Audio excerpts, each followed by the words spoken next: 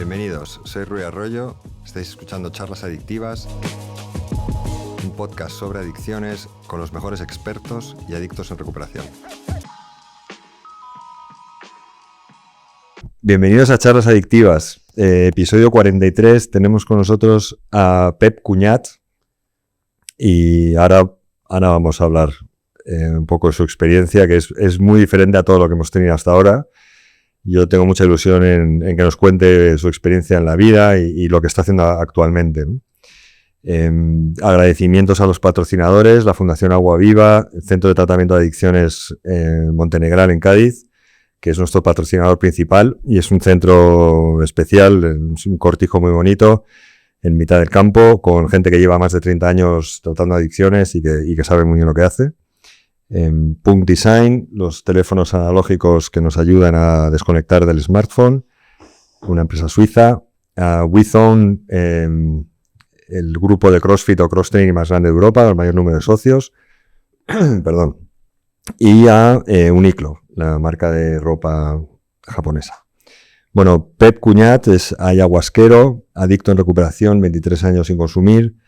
Y ayahuasquero, claro, explícanos qué es eso. Pep, bienvenido. Muchas gracias por la invitación. Gracias a ti por venir, que sé que has venido de Barcelona y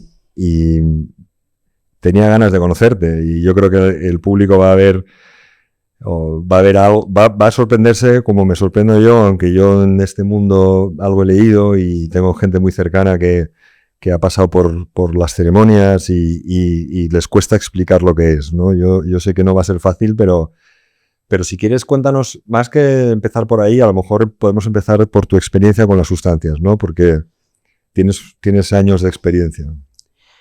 Bueno, es que empezar a hablar directamente de la ayahuasca, primero hay que ponerlo en contexto. Claro. Es decir, uno no llega ahí, o yo no llegué allí de una manera casual. Yo ahora mismo voy a hacer 62 años. Conocí la heroína, tenía 15, 16 años, y a partir de ahí, pues todos los 80 fueron heroína.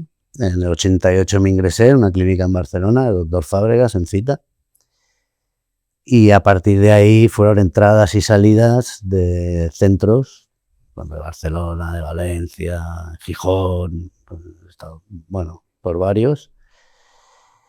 Y los 90, todo ese tiempo de entradas y salidas, yo como heroinómano, mi límite era no tomar heroína. Y de ahí empecé a tomar cocaína sin romper el límite, ¿no? Y cuando me di cuenta, hacía unas barbaridades mayores que había hecho con la heroína. Y entonces al final acabé tomando heroína y cocaína, evidentemente, porque ya había roto el límite, ¿no? Sabemos la importancia de los límites en las personas que estamos o que empezamos un proceso terapéutico de recuperación, de la manera que sea. Entonces, en todos esos años, como hablábamos antes un poco, ¿no?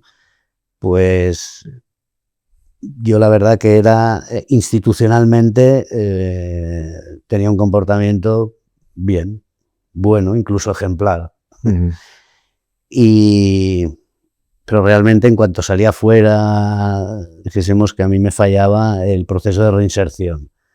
En cuanto ya me decían que yo estaba preparado y listo para afrontar la vida, etcétera, etcétera, ¡catapum! Pero claro, es que eres muy joven. ¿Cómo empieza porque choca a lo mejor oír que con 14 o 15 es que, empiezas a consumir heroína? Es el contexto. Yo nací en Valencia. En Valencia empezamos camino básico, porro, anfetamina, alcohol, LSD, alcohol y heroína. Y todo eso muy rápido. Porque hablamos del año 77, 78, 79, y ya en el 80 ya estaba liadísimo. En el 81 pierdo a mi madre y ahí ya fue como me dejo caer por el tobogán hasta que aquello acabe, ¿no? Y hasta el 88 que entro en la primera clínica. Ahí, pues, imagínate, chaval joven, sin muchos problemas. También, no lo he comentado, no te lo he comentado antes. Yo aún a día de hoy sigo con las puertas de los casinos cerradas voluntariamente, porque también pues tuve una temporada problemas con el juego. Después de todo eso, pues llegué a Barcelona, llegué a la Clinicacita del doctor Fábregas, y ahí lo que comentaba, pues pasaron todos los 90, entrando, saliendo y consumiendo, básicamente. Para los que no sepan, en Barcelona es un hub profesional para lo que son los profesionales de tratamiento, y Fábregas es un pionero, ¿no? Es un referente. Sí, ¿no? Más en los principios 80 no había más que el Patriarca o el Patriarch y poca cosa más, ¿no? Se empezaba a hacer los centros, a entender que igual el heroinómano no era ambicioso, sino que era un enfermo. Y todo eso pues fue donde para mí el doctor Fábregas fue uno de los pioneros en empezar a tratar a los heroinómanos como personas, ya no como enfermos, como personas. Y a partir de ahí, pues sí, yo creo que después muchas clínicas siguieron en esa línea. Claro, que fueron los pioneros a nivel europeo. Yo hice un curso de 2 años en Barcelona con gente que eran estudiantes de Fábregas Cuando yo estuve en el 88, vino una comisión del Consejo Europeo a ver el diseño de clínica del Fábregas. Sí, es que fueron pioneros, o sea, establecieron las bases de lo que son los tratamientos 30, 40 años después, ¿no? A día de hoy. Yo creo que sí. Bueno, pues fuiste, digamos, un conejillo de indias, ¿no? En esa época de... Bueno, el mío llevaba 4 o 5 años. Claro. Cuando yo llegué ahí a su clínica. Y creo que es importante resaltar que la forma en la que tú empiezas a consumir pues, sustancias jodidas, ¿no? La heroína es complicada, que a día de hoy se entiende que es una sustancia que puede generar cierto rechazo porque asusta, ya se sabe más. En tu época era algo bastante, era lo que había ahí, ¿no? Y que tampoco llamaba tanto la atención, lo tomaba la gente, bueno, yo lo fiestas. Cuando yo conocí la heroína, era lo más cool que había en la ciudad de Valencia. Yo siempre explico eso, que yo al principio, cuando íbamos a comprar, íbamos a casas de gente bien. De muy pudientes, ¿no? No eran, me acuerdo que en aquella época era muy típico que los viajes de fin de curso, pues de los estudiantes de Derecho, los estudiantes de tal, iban siempre a Tailandia o a la India. Curiosamente. Curiosamente. Y de ahí siempre había alguien que venía con 1 kilito, con 2 kilitos, y ahí íbamos nutriéndonos la poca gente que consumía heroína en aquel momento. Todos mis referentes musicales, etcétera, todos eran heroinómanos, lo que molaba era un poquito de heroína.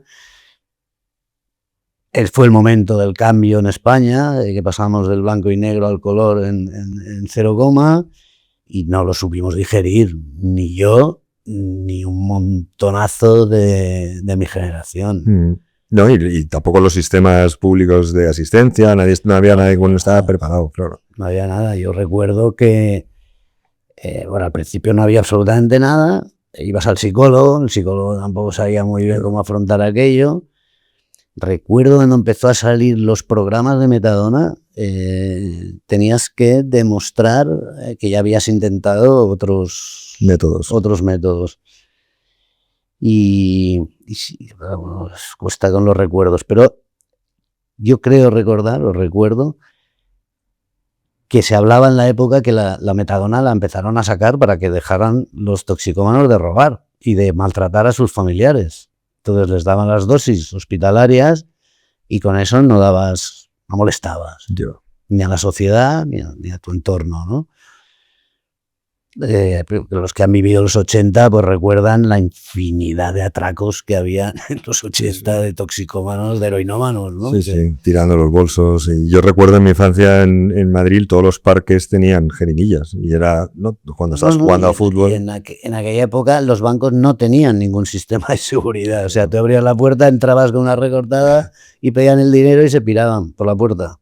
Sí, sí, las farmacias también se atracaban, ¿no? Claro, todo donde fuera muy fácil, y era muy fácil para el que entra en este mundo de delincuencia, que yo no entré, pero era así.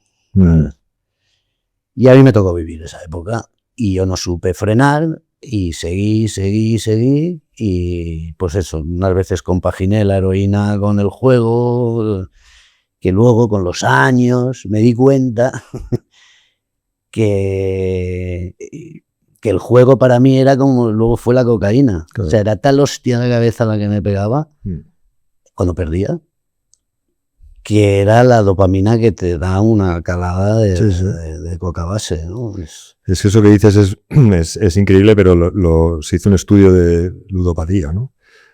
Y se demostró que los ludópatas están enganchados a la sensación de perder. Claro, ganar no engancha.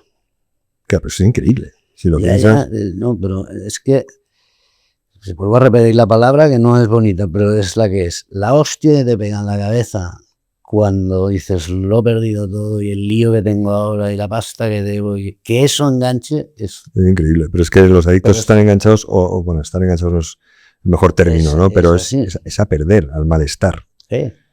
Y es inconcebible. Cuando te pones en recuperación hay un proceso que no estás acostumbrado a estar bien. Y entonces te sientes fuera de lugar, estando bien. Es más, te sientes enfermo. Sí. Hasta antes de sentirte bien hay un tiempo que te sientes enfermo hasta que te sientes bien. Sí, sí. Es una paradoja, pero es así. Los que hemos pasado por ahí sabemos cuáles son los pasos más o menos. Sí, sí. Y entonces cuando pasas a mezclar, ya estás con los 8-ball, ¿no? Que se llamaban, ¿no? La mezcla. Y eso te lleva... Speedball. Que es muy antiguo. Sí, ¿no? Bueno, pero sí, ahora es increíble que ahora yo estuve ingresado con una chica, una enfermera que tenía 26 años y trabajaba en un hospital en Barcelona y la tía tomaba heroína.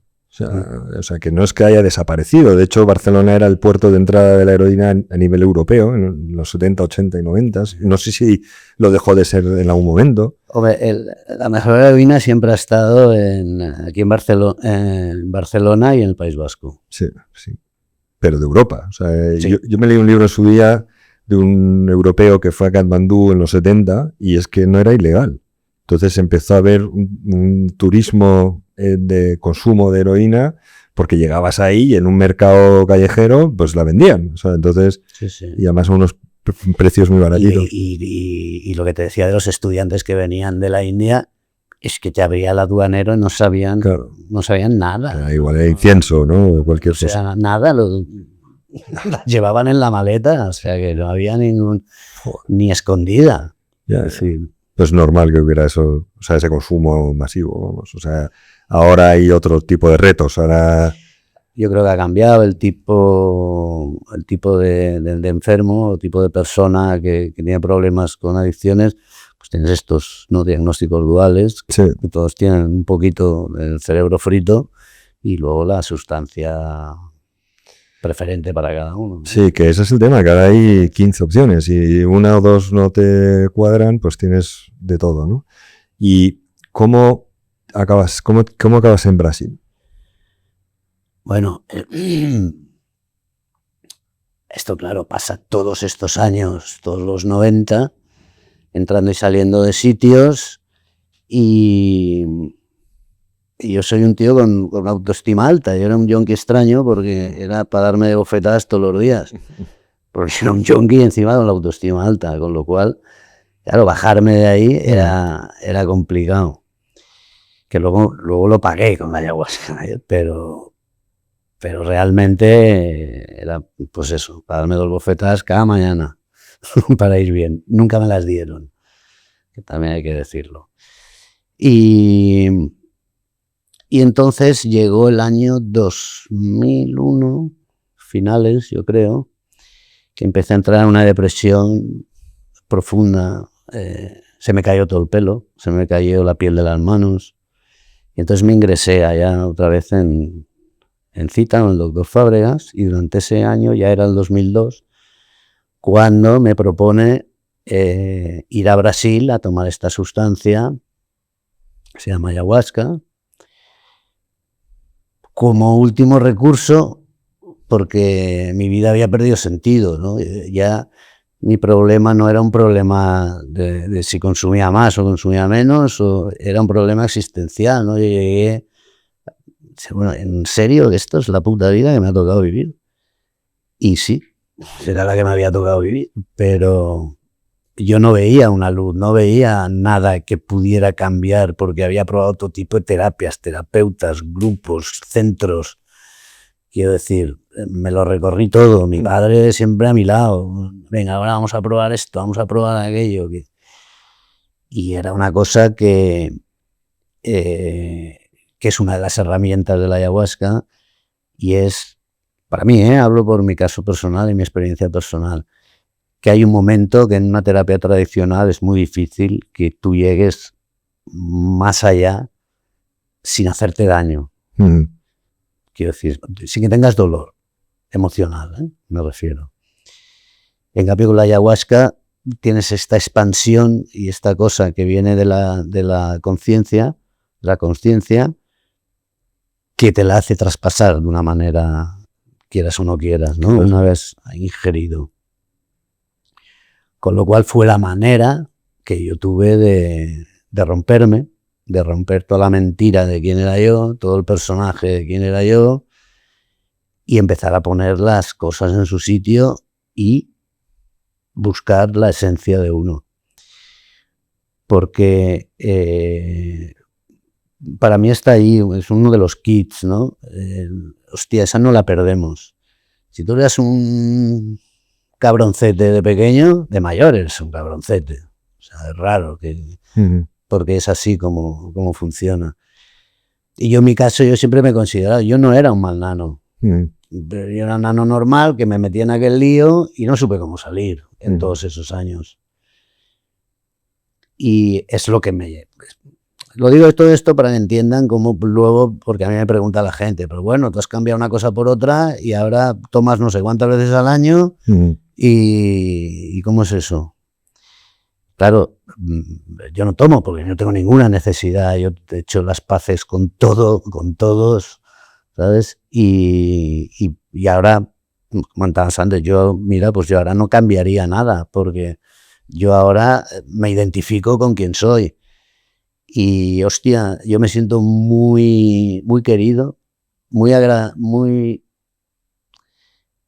recibo mucho agradecimiento de las personas por lo que yo hago. Y lo que yo hago, sin mi pasado, sería claro, imposible que sucediera. Bueno, es que te ha llevado a hacer lo que haces ahora. Claro, todo ese bagaje, tanto de tocar el infierno con unas cosas, como conocer todo el discurso terapéutico, cognitivo-conductual, a de repente a esta otra cosa, ¿no? Que es una sustancia que puede haber más atractivo para un toxicómano que dejar las drogas con otra sustancia, ¿no? Sí. Entonces, yo, como buen adicto, me lo planteé así, digo, coño, voy a tomar otra sustancia, pues tira, claro.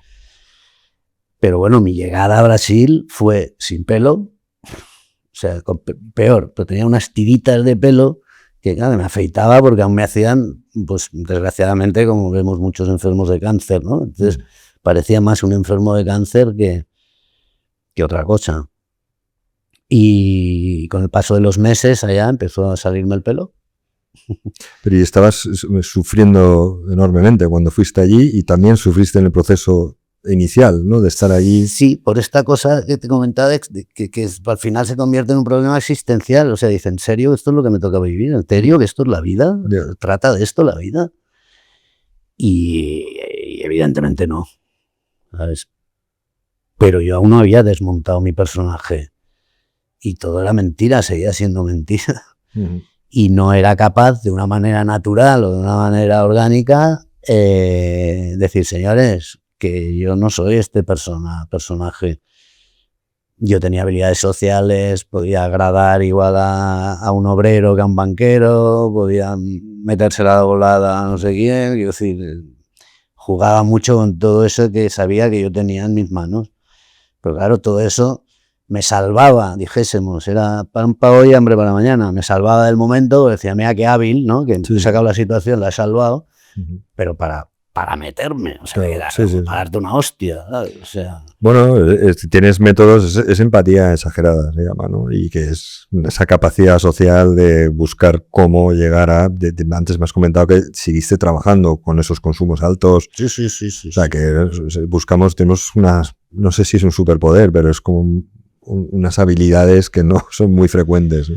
Bueno, yo creo que de siempre sí, fíjate, ahora menos, porque en los 80 yo iba vestido con traje chaqueta, con no sé qué, ¿sabes? Siempre he entendido cómo la imagen engaña a quien vive también engañado por la imagen, ¿no?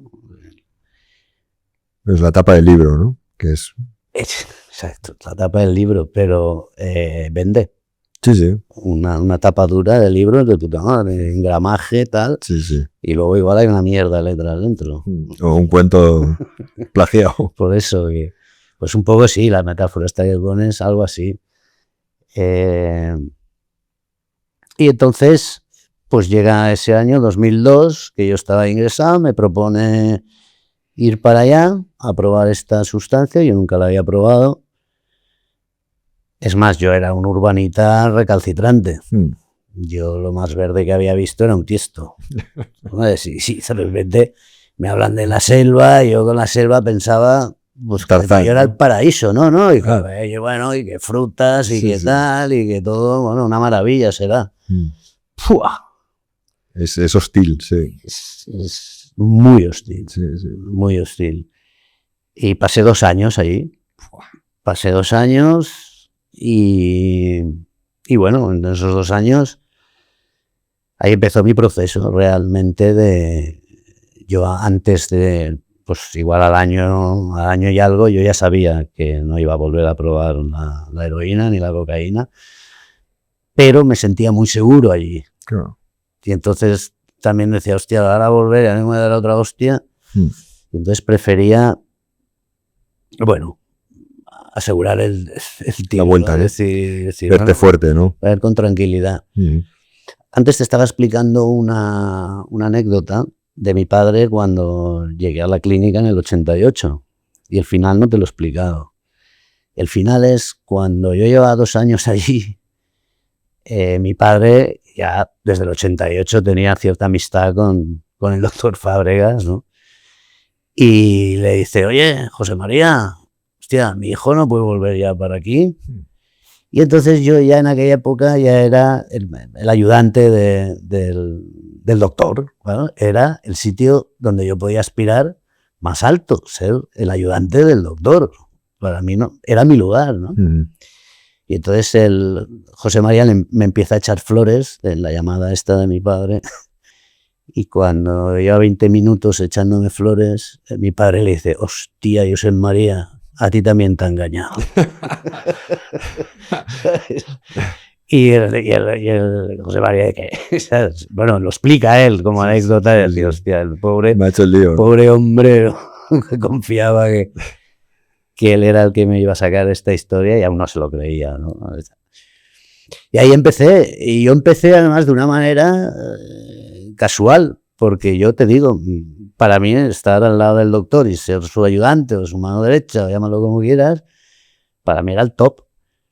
Y un día me llama porque él tenía dificultades para ir a Brasil y tal, y me dice, oye Pep, ¿qué haces tú los trabajos? Claro, hostia. Y de repente empecé a hacer los trabajos ya en Brasil, con los chicos que estábamos allí. Sí.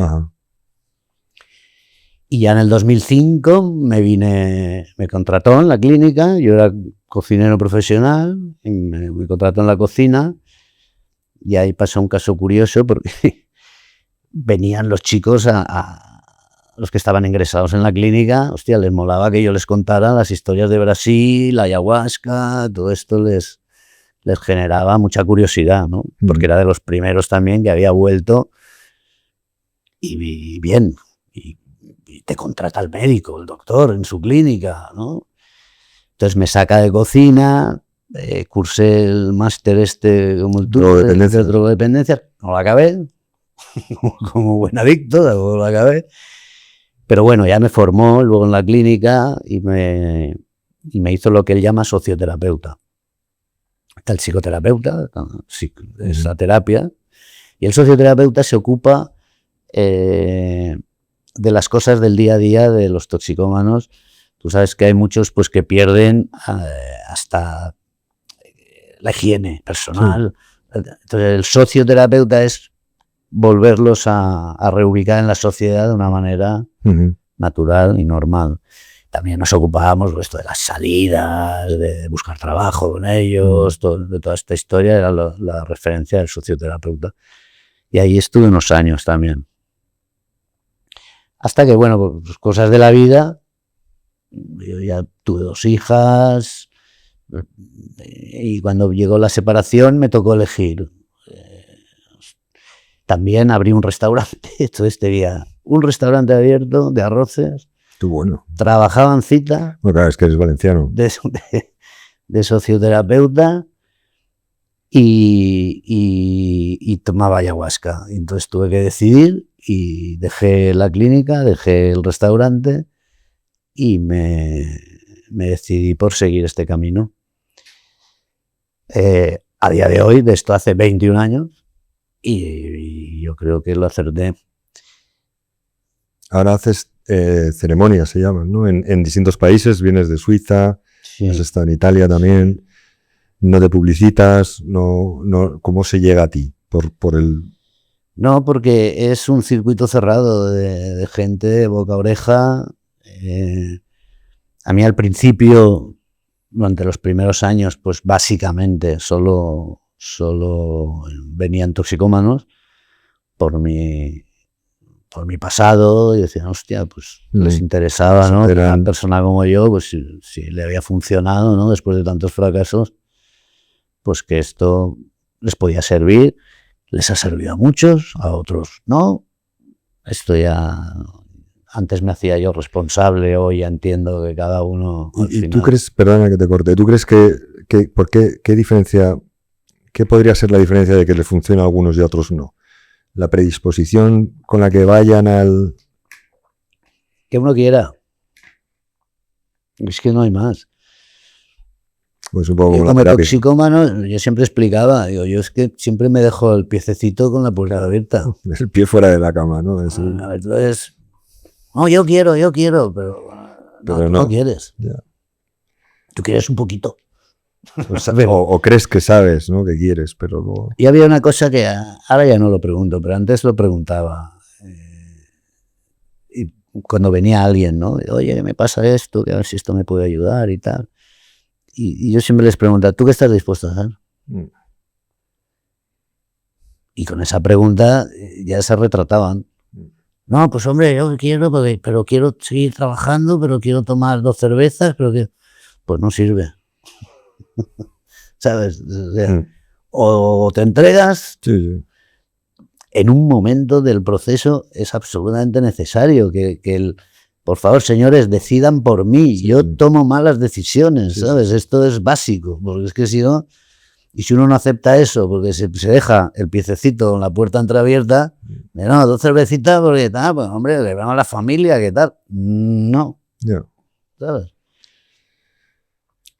Y luego esa, y cuando ya entra en proceso, es el yo no me voy a esforzar más que tú. Claro. Si tú te esfuerzas, yo estoy ahí. Pero si tú no te esfuerzas, chico. Sí, no puedes hacerlo por ellos. Yeah. Yo soy, quiero decir, solo. Yo no tengo una institución detrás, yo no tengo nada. Quiero decir, yo es mi experiencia, gente que confía en mí y gente que quiere hacerlo de una determinada manera. ¿Cómo describirías tu experiencia? O ya sé que es muy amplio, pero específicamente en una ceremonia, ¿en qué consiste una ceremonia? Primero hay que juntar un montón de gente para que aquello se... La ceremonia, a veces hay gente que le tira para atrás, ¿no? La ceremonia. A mí me gusta llamarle sesión. Vale. Que es como... Bueno, a veces ceremonia tiene unas connotaciones, ¿no? que hay gente que ya le dan como... Que es otra cultura. No, una sesión es un encuentro contigo mismo, con tu inconsciente, con tus recuerdos, porque una de las herramientas fundamentales de la ayahuasca es el poder que tiene de llegar a tus recuerdos más íntimos, más lejanos, más cercanos, más impactantes, menos impactantes, incluso los que hayas podido tener olvidados, guardados, porque no podrías vivir con ese dolor. Entonces a veces olvidamos cosas que luego, bueno, hay que sacarlas y sanarlas y poner paz y dejar de dramatizar y aprender a relativizar, y, ¿sabes? Y aprender a reírte de ti, y que para mí en mi recuperación fue absolutamente crucial el poder reírme de mí. Sí, yo creo que el humor es importantísimo y que tiene un efecto, porque bajas la intensidad inmediatamente, ¿no? No, claro. Claro, pero a las personas que no entiendan o sepan realmente esto que es bueno, una sesión grupal que consumes un psicodélico que en papel es un psicodélico potente, sí, que te puede llevar a experimentar cosas que no eres capaz ni de imaginarte. Y lo que sí que se sabe es que los resultados para personas que han estado o deprimidas o en situaciones complicadas les ha cambiado la vida. Yo por mi experiencia te diría que esto de que se llama bad trip, ¿no? Mal viaje, es lo que menos sucede. Es lo que menos sucede. Lo que más sucede es que uno, bueno, se enfrenta a sus cosillas. Unas son más potentes, otras menos.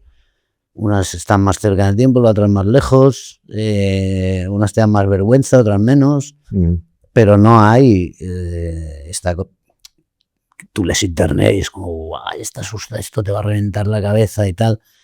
Y no, porque gracias a Dios hoy, hostia, después de muchos años de tomar la ayahuasca, hostia, uno entiende que cada uno tiene su dosis, cada uno tiene su proceso, su tiempo necesario para poder aclarar las cosas. Y entonces es que se produce de una manera muy natural, por lo que yo te explicaba, porque no hay nadie del exterior que te venga a explicar lo que a ti te pasa. Lo que interno, ¿no? Claro, entonces, cuando eres tú que te lo estás diciendo, se llama un discurso dialógico, tú contigo mismo diciendo, pues eso sabes que no es así, a esta persona le has hecho daño de esta manera, o te comportas así.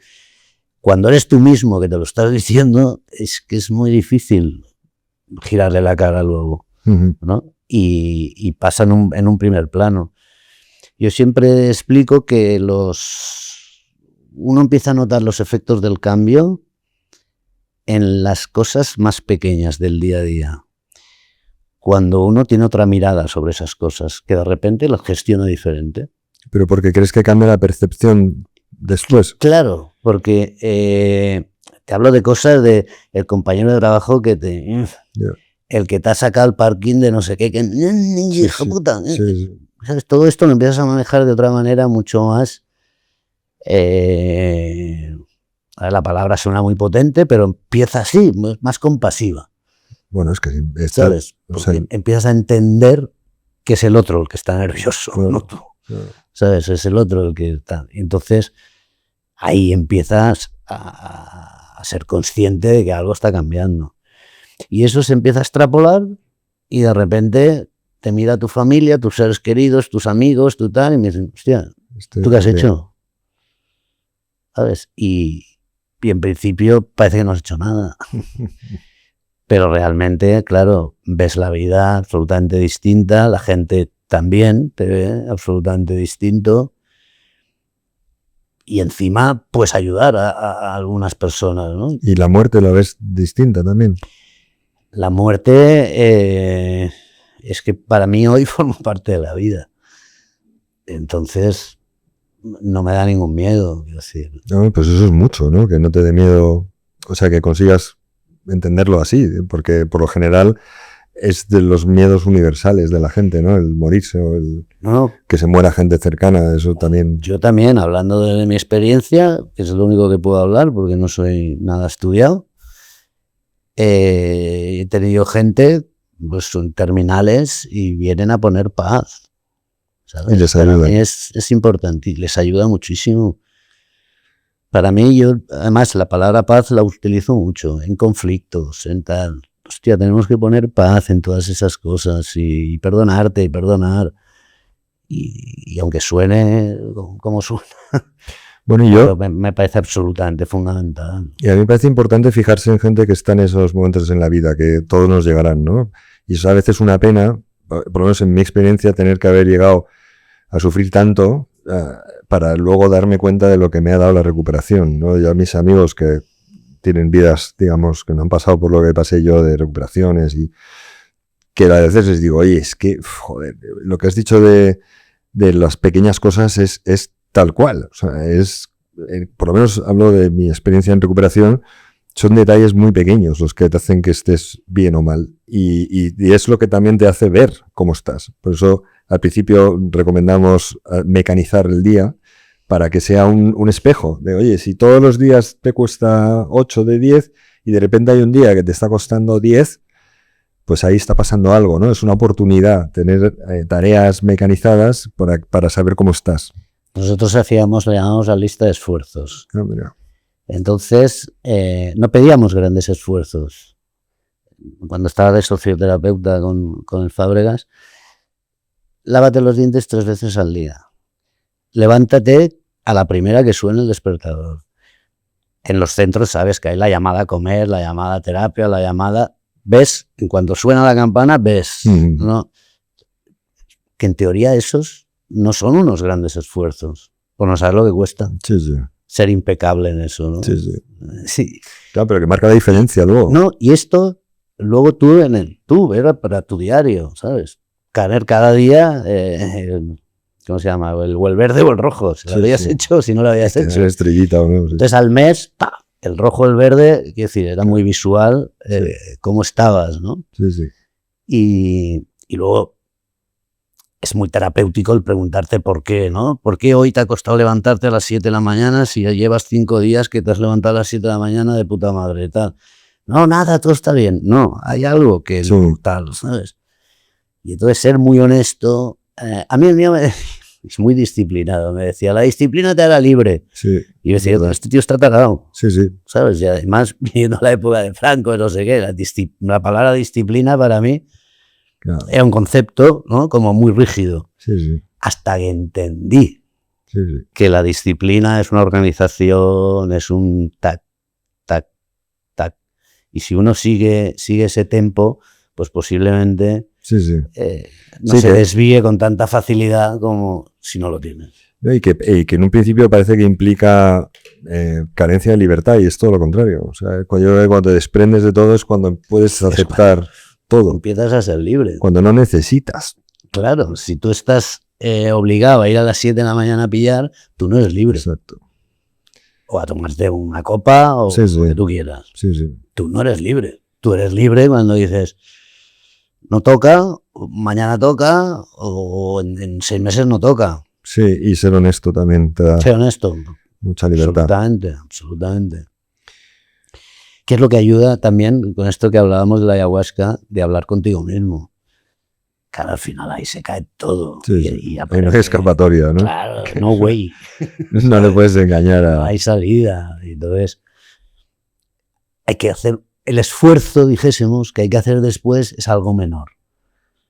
Porque estás entendiendo. Y encima, como que has puesto las cartas de encima de la mesa. Sí. Aunque a un principio solo las tengas para ti, pero ya estás sacando de decir, tío, ya está bien, hombre, no haces esto, no haces lo otro, no es que no sé.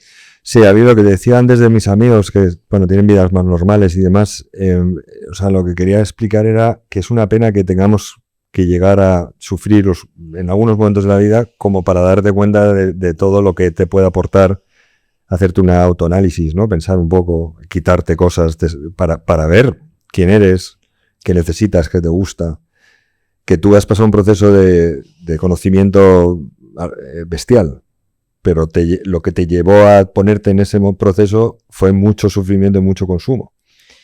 Y que a lo mejor lo ideal sería mandar un mensaje diciendo, oye, que no hace falta tener que llegar a varios ingresos o... No, por supuesto, por supuesto. Yo siempre explico eso, que yo ahora, después de muchos años, yo cuento todo mi pasado desde un sentido del humor que parece que no me haya pasado nada. Yo siempre digo, si tú le preguntas a mis hermanas, pensarás que hablan de personas diferentes. ¿Sabes? Pero es la manera de sobrevivir, ¿sabes? Y entonces, para mí es absolutamente necesario y fundamental el desdramatizar y relativizar. Sí. Y esto, pues, ayuda mucho, esto que hablábamos del sentido del humor. Pero ¿y cómo le decimos a las personas que no han estado en esa... Lo que no es necesario, no, es que nos nos colocan... Sí.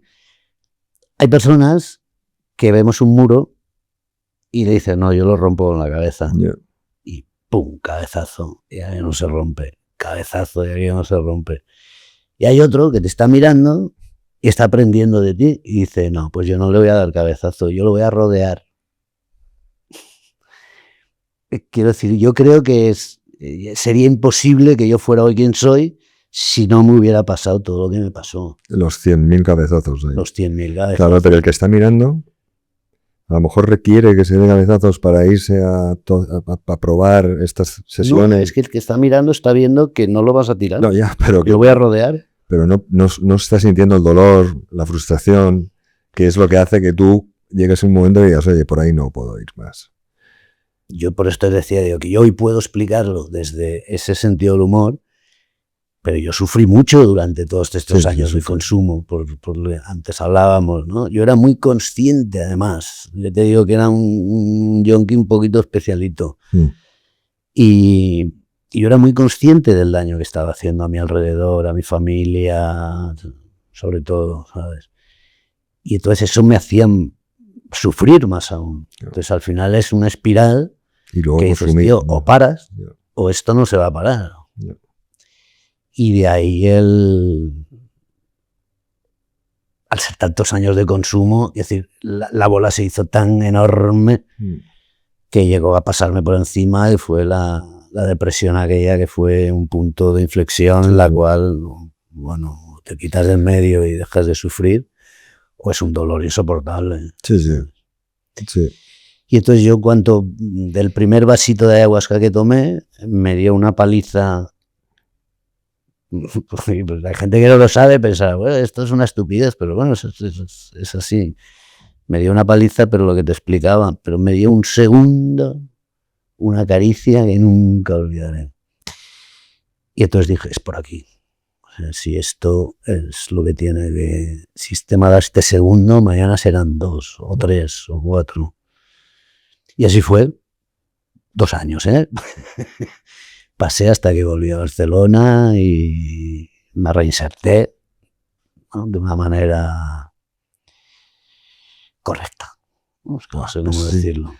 Es impresionante porque para los que no hemos probado, ¿no? esa experiencia, ¿cómo vuelves a hacer algo así si es tan duro? Porque se pasan momentos difíciles, ¿no? La paliza, y tiene que haber ese componente de sensaciones positivas que te hagan volver, porque si es todo una experiencia dura, difícil, que lo pasas mal, que tienes miedos y sensaciones que no has tenido antes, volver ahí, ahí hay algo que te dice tienes que volver. Claro, pero por eso ahora está tratándose, ¿no? La terapia con psicodélicos, terapia asistida con psicodélicos, que no es toma psicodélicos y terapia, sino terapia asistida con que es diferente. Entonces, hoy ya conocemos más, hay mucho más terapeuta transpersonal que no toman solo en cuenta una cosa, sino que es mucho más global, ¿no? Sí, de lo que te está pasando. Y entonces, hostia, ahí se tienen que aprovechar de la experiencia de los que hemos pasado, de los médicos que han tratado. Todos tenemos que aportar esa experiencia para para ver que, hostia, hay otras maneras de... Sí, sí. de poder Bueno, hacer. y que hay muchos casos soldados, ¿no? Que tienen trastornos postraumáticos de experiencias en la guerra horribles y que han hecho de todo por intentar parar su malestar, y en pocas sesiones, tanto de ayahuasca o ibogaína también, ¿no? Se utiliza, han conseguido mejorar increíblemente. Sí, no. Yo he participado en unos estudios sobre el duelo con Débora, creo que también te hablaron de ella. Uh-huh. También tuve una soldada americana que había estado en Afganistán, que fue un trabajo precioso y brutal de ver desde fuera. Y la chica venía con un estrés postraumático de haber pasado por allá. En una sesión, bueno, fueron 2 días, pero para mí es una. Bueno, aún me lo está agradeciendo. Y vino de Estados Unidos, de Texas, ¿verdad? Solo para hacer eso, porque le habían hablado de mí a alguno que había pasado por allí por casa y le habló y vino solo para ese fin de semana y fue increíble. Y venía pues, concretamente con lo del estrés postraumático. Pero tampoco hace falta ir a una guerra para que muchas personas sufran, padezcan de esta historia, ¿no? Como abusos, sí, como... sí. Bueno. Sí, sí. Claro, parece una forma, o sea, es inevitable, yo desde mi punto de vista, ¿no? Que algo con esta capacidad de curativa se mantenga oculta. ¿Sabes lo que pasa? Que no es que se mantenga oculta. Lo que pasa es que los médicos y los investigadores tienen unos protocolos tan rígidos de las farmacéuticas, porque sí que han intentado encapsular la ayahuasca, ya llevan tiempo intentando encapsularla. A mí me parece bastante difícil que lo consigan, porque se necesita de un entorno que pide naturaleza, pide grupo, pide comunidad.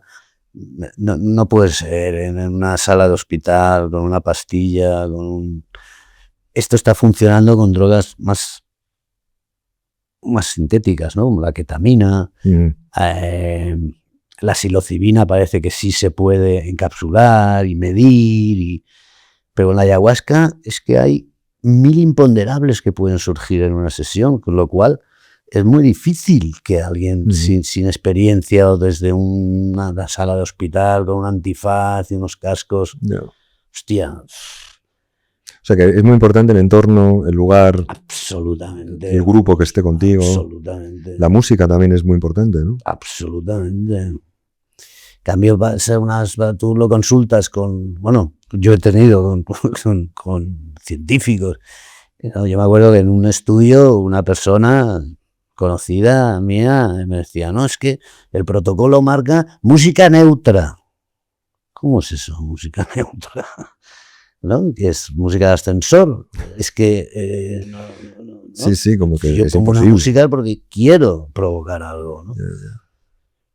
Y entonces, claro, no, tiene que ser neutra para que eso pueda ser utilizado y validado por un científico de que siempre haciendo esto y esto salga este resultado. Imposible. No puede ser. Mira, yo he leído un poco sobre este mundo, ¿no? Y sigo estando, no sé, como que no tengo casi información después de haber leído. Creo que es algo que hay que experimentar. O sea, para entenderlo. No digo que haya que experimentarlo siempre, pero sí que a mí personalmente me llama mucho la atención. También me genera un poco de debate interno, porque cómo va a ser, o a lo mejor es justo eso, que la gente que tenga problemas con sustancias, haya una sustancia que sea la que te ayude con las otras.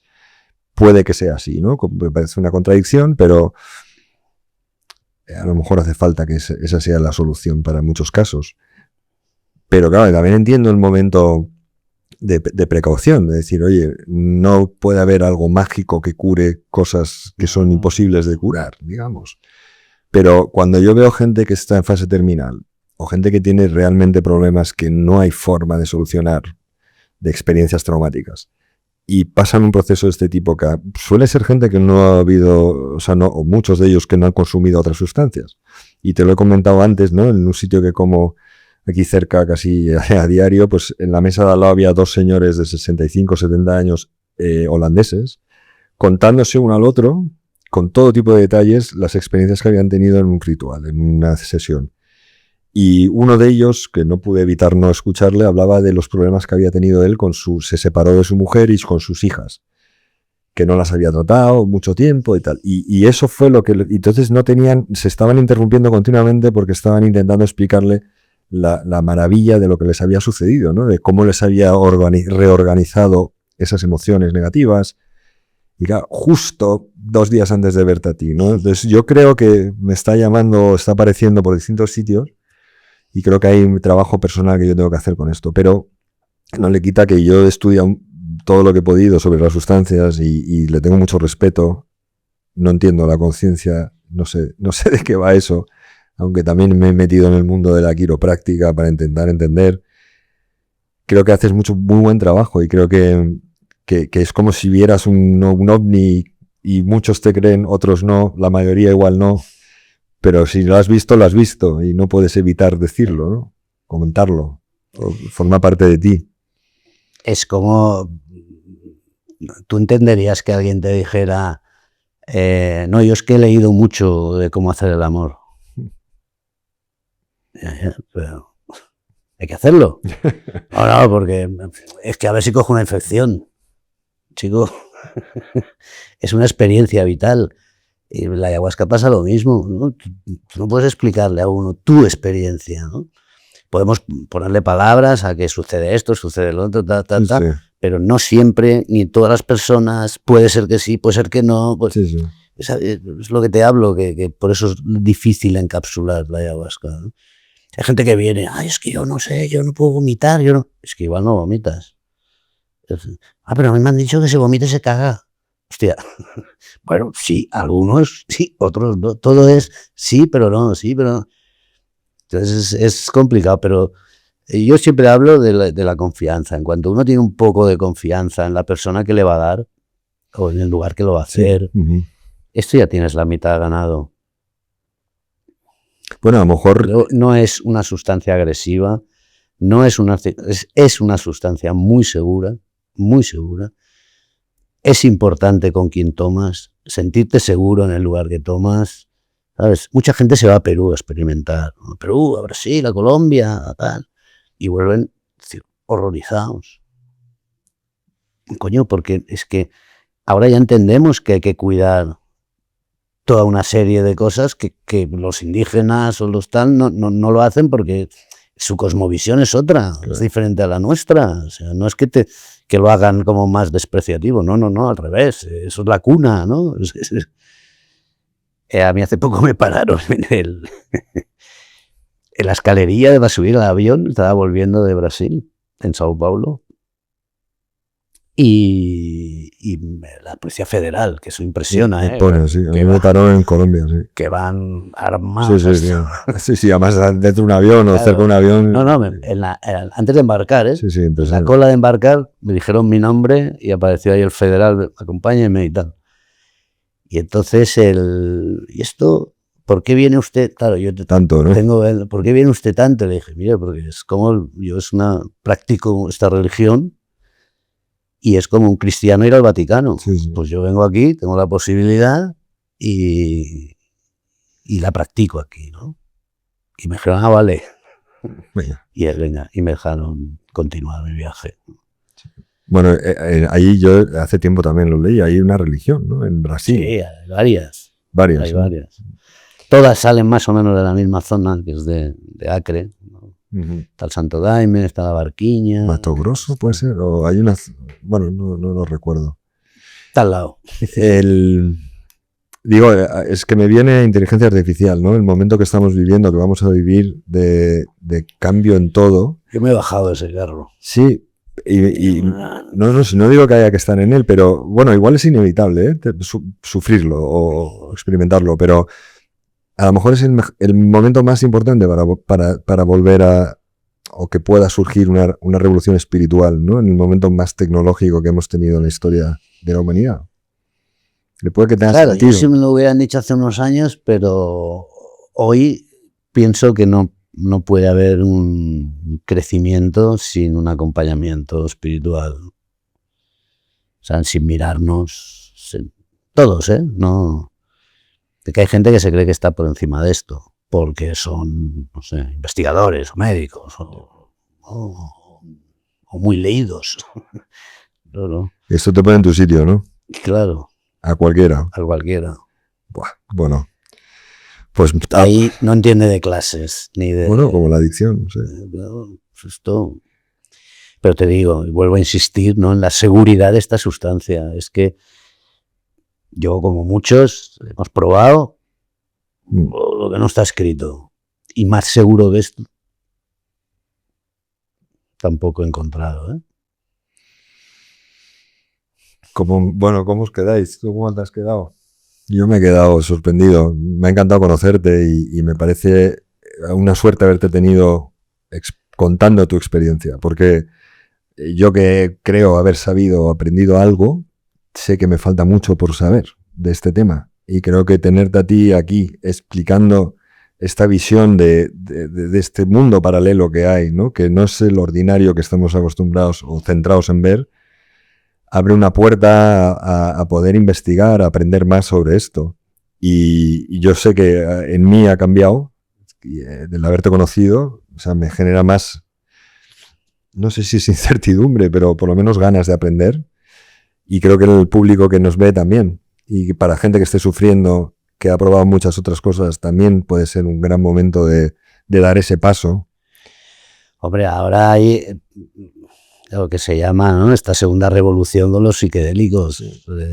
Ya no solo la ayahuasca, sino también hay otros muchos que ayudan y ya están demostrando que ayudan para según qué cosas que hace poco eran innombrables, ¿no? Entonces, hace falta confiar. Claro, lo difícil es dar con la persona. Y quitarnos de prejuicios de tontos. Eso es lo primero. ¿Sabes? O sea, uno puede abortar a los 16 años, pero no puede tomar no sé qué hasta los 21. Tía, son cosas que a mí me rompen la cabeza. Bueno, pues para los que tengan la cabeza rota por ahí también, ¿no? No, que sepan que siempre hay, pero es lo que cuando tú me preguntabas, ¿no? ¿De qué les dices? Pues, ¿qué están dispuestos a hacer? Me parece fundamental que se contesten esa pregunta para empezar Yo tenía un terapeuta que no hablaba de recuperación, hablaba de una aventura en la recuperación, ¿no? Es un camino, ¿no? Sí, pero tomártelo como aventura. Sí. Sí, los americanos dicen embrace the cactus, ¿no? Como darle un abrazo. A un cactus. Que está muy bien explicado, porque dices, joder, esto duele que te cagas. Pero, oye, tienes que darle un abrazo, ¿no? Y experimentarlo así. Pues nada, nos vamos a tener que ir, pero te agradezco otra vez que hayas venido y que hayas abierto este melón aquí. No sé si he aclarado algo o he confundido más. Bueno, yo creo que has hecho lo que tenías que hacer y creo que tenía que ser como ha salido. Yo estoy encantado de haberte conocido y de haberle dado una oportunidad a la gente que no sabe de estos temas, de que esto existe y de que lo investiguen y que si les llama, que lo persigan, que pueda ser una oportunidad para superar ciertos miedos, problemas. Y que, aunque entrar en lo desconocido asusta, porque es como innato en nuestra naturaleza de protegernos. Sí, pero dices, manda cojones. O sea, te has metido de todo y ahora te vienes con remilgos de que si esto de peligroso. Venga, hombre. Bueno, pero es que no es lo mismo cuando estás en consumo activo, loco perdido. Bueno, por eso. Pero no digo, no solo a los adictos, también a la gente que esté, digamos, sufriendo por, no sé, cosas más... Sí, por una pérdida, por una ruptura. Una depresión. Por una depresión, por cualquier cosa. Que no es fácil para un terapeuta en la situación, en el momento en el que estoy yo de mi trabajo profesional, aunque soy abierto a muchos, bueno, acá por Mate, otras perspectivas de lo que son las adicciones o tratamientos, recomendar el consumo de cualquier sustancia, pero esto yo no lo veo como una sustancia recreativa. Yo tengo varios ejemplos de que los terapeutas les han dicho a los pacientes, o la ayahuasca o yo. Y claro, han ganado la ayahuasca. Claro.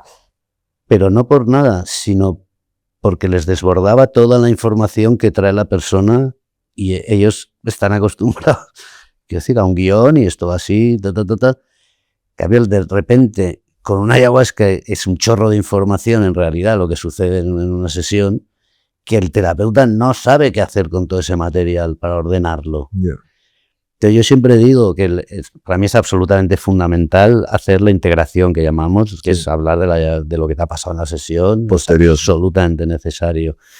Pero muchas veces solo es para que te ayuden a ordenarlo. Yeah. No para que te digan lo que te pasa. Lo que te pasa ya sabes tú lo que te pasa. Pero poner orden a veces es lo que, si no está bien ordenado, no vas a llegar a una buena solución. Yeah. Pep, muchísimas gracias por venir. No, a vosotros, a ti. Y espero verte pronto. Te voy a ver, seguro. Bueno, yo te mandaré esto y si te parece bien podemos poner un email o algo de contacto para que te contacten si alguien tiene alguna cuestión que preguntarte. Yo prefiero que no, que siga funcionando como es. Vale, me parece muy bien. Muchísimas gracias. A ti, Rui. Un placer conocer.